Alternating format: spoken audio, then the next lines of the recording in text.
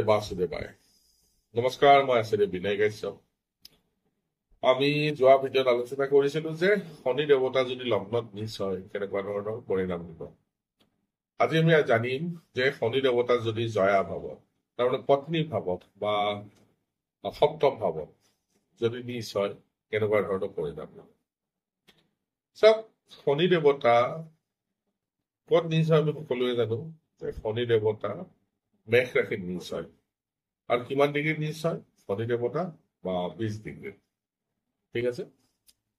যিহেতু মেষ ৰাশি অশ্বিনী, ভৰণী আৰু কৃতিকা নক্ষত্ৰৰে গঠিত, ইয়াৰে অশ্বিনী আৰু কৃতিকা নক্ষত্ৰ যিহেতু শনি দেৱতাৰ মিত্ৰ নহয় আৰু ভৰণী নক্ষত্ৰ হল শনি দেৱতাৰ মিত্ৰ, ইয়াতে যদি ভালকে মন কৰিবলগীয়া, আকাশ মাৰ্গত যদি ভালকে চাই যে এটা নক্ষত্ৰ 13 ডিগ্ৰী 20 মিনিট থাকে।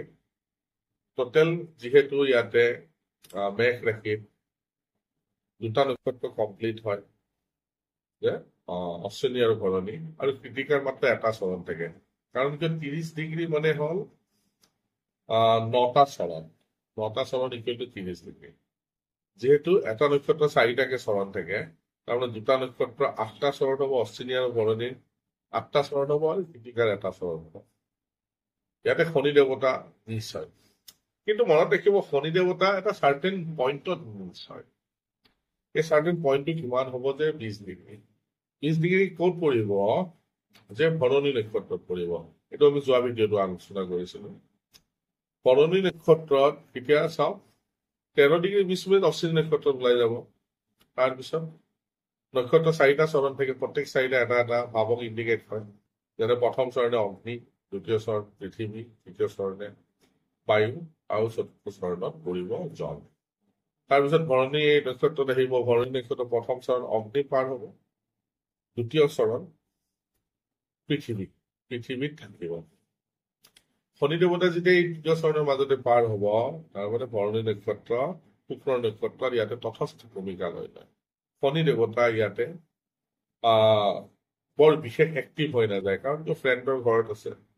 আমি সকলোৱে জানো যে আমি যদি ক'ৰবাত যাওঁ ফ্ৰেণ্ডৰ ঘৰত, আমি অকণমান ৰিলেক্স হৈ যাওঁ। শনি দেৱতাই ইয়াতে ৰিলেক্স হৈ যাব। কিন্তু অশ্বিনী নক্ষত্ৰত ৰিলেক্স নহয়। অশ্বিনী নক্ষত্ৰ যিহেতু শত্ৰু নক্ষত্ৰ, তাত তেওঁ নিজৰ পৰাক্ৰম দেখাব, কৃতিকাটো নিজৰ পৰাক্ৰম দেখাব। কিন্তু ভৰণী নক্ষত্ৰ শনি দেৱতা ইয়াতে তথস্থ ভূমিকা পালন কৰিব। যিহেতু পৃথিৱী তত্ত্বত পৰিব ছেকেণ্ড চৰণ, শনি যিহেতু বায়ু পৃথিৱীৰ অকণমান নিগেটিভিটি আনে। ইয়াতে কেনেকুৱা ধৰণৰ প্ৰব্লেম আহিব পাৰে সেইটো বস্তু আপোনালোকে মনত ৰাখিব। শনি এটা বৃদ্ধ প্লেনেট। যিহেতু সপ্তম ভাৱটো বিবাহৰ কাৰণে আমি চাওঁ, শনি এটা বৃদ্ধ প্লেনেট হয়।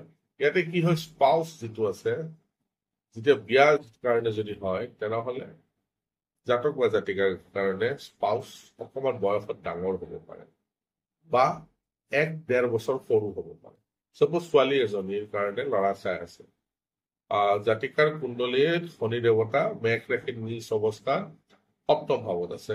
ইয়াতে কি হব যে ছোৱালীজনীকে ল'ৰাটোৰ বয়স হয়তো অকণমান ডাঙৰ হব, যেনে 7-8 বছৰ 10 বছৰ গেপ থাকিব, বা 1-1.5 বছৰ সৰু হোৱাও দেখা পোৱা যায়। ঠিক আছে, অকণমান বিশৃংখলতা ইয়াতে আহে। আৰু যিহেতু শুক্ৰ নক্ষত্ৰৰ শনি দেৱতা থাকে, ইয়াতে বিবাহ বিলম্ব হোৱা দেখা পোৱা যায়। ইয়াতে বিবাহ জাতক বা জাতিকাৰ কাৰণে বিলম্ব হয়। বিলম্ব মানে যে এনেকুৱা যে খুব বেয়া কৰিব শনি দেৱতা আছে তেনেকুৱা কোনো কথা নহয়। যিহেতু শনি পশ্চিমৰ গ্ৰহ, পশ্চিমত শনি দেৱতা এনেও দিগবলী হয়। যিহেতু নিজ তাৰ কাৰণে অকণমান বিলম্ব হোৱা দেখা পোৱা যায়।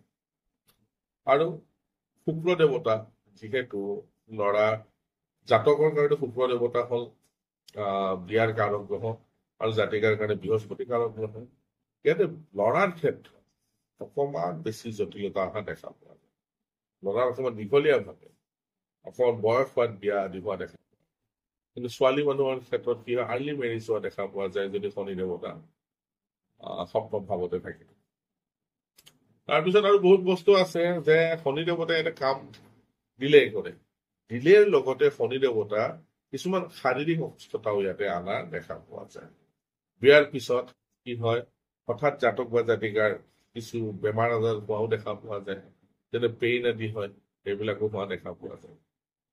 আৰু যিহেতু সপ্তম ভাৱটো পাৰ্টনাৰশ্বিপৰ ভাৱ, ব্যৱসায়ৰ ভাৱ, ব্যৱসায় বাণিজ্যটো বিয়াৰ পিছত এনে ব্যৱসায় খুব ভাল চলি আছে, কিন্তু বিয়াৰ পিছত হঠাৎ ব্যৱসায় বাণিজ্যত প্ৰব্লেম অহা দেখা, হঠাৎ বন্ধ হোৱা দেখা পোৱা যায়।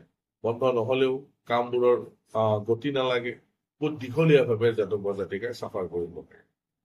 সেইকাৰণে শনি দেৱতা যদি নিজ হয়, তেনেহলে অকমান চাই চিতি যদি আমাৰ ইয়াতে শনি দেৱতাক সন্তুষ্ট কৰিব পৰা যায়, শনি দেৱতাক এক্টিভেট কৰিব পৰা যায়, যে শনি দেৱতা ইয়াতে ৰেষ্ট লোৱাৰ সময় নহয়, আপুনি উঠক, জাগক আৰু আমাক এটা শুদ্ধ ৰাস্তা দিয়ক, সেই হিচাপে শনি দেৱতাক ইয়াতে এক্টিভেট কৰা প্ৰয়োজন হৈ পৰে।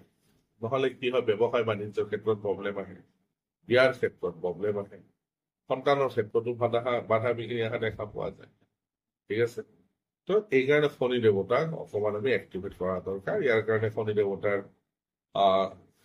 আমি বীজ মন্ত্ৰও ল'ব পাৰো, শনি দেৱতাক এক্টিভেট কৰাৰ কাৰণে শনি শান্তি পূজা আদিও কৰিব পাৰো, বা ৰত্নৰ মাধ্যমেৰেও শনি দেৱতাক আমি ইয়াতে জাগ্ৰত কৰো। সেইকাৰণে শনি দেৱতাক ইয়াতে জাগ্ৰত কৰাৰ প্ৰয়োজন আছে।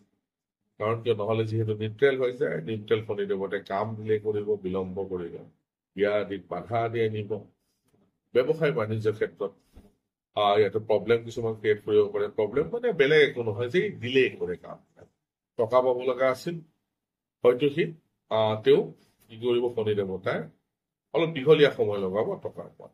সেইকাৰণে সাৱধানতাৰ অৱলম্বন কৰিলে শনি দেৱতাৰ কাৰণে যিবিলাক কৰিবলগীয়া আছে সেই কামবিলাক যদি আমি কৰিব পাৰো, দান দক্ষিণা বা মন্ত্ৰ জপ, হোম বা ৰত্নৰ মাধ্যমেৰে শনি দেৱতাক আমি জাগ্ৰত কৰা দৰকাৰ। আশা কৰো এই ভিডিঅ'টো আপোনালোকক অলপ হলেও জ্যোতিষশাস্ত্ৰৰ বিষয়ে বা অধ্যয়নৰ ক্ষেত্ৰত অলপ হলেও আপোনালোকক বুজাত সহায় কৰিব। এনেকুৱা ধৰণৰ টপিক মই আপোনালোকৰ মাজত লৈ আনি থাকিম। আশা কৰো এই ভিডিঅ'টোৱে আপোনালোকক অলপ হলেও উপকৃত কৰিব। আজি ভিডিঅ' ইয়াতে বিৰাম দিলো। ধন্যবাদ।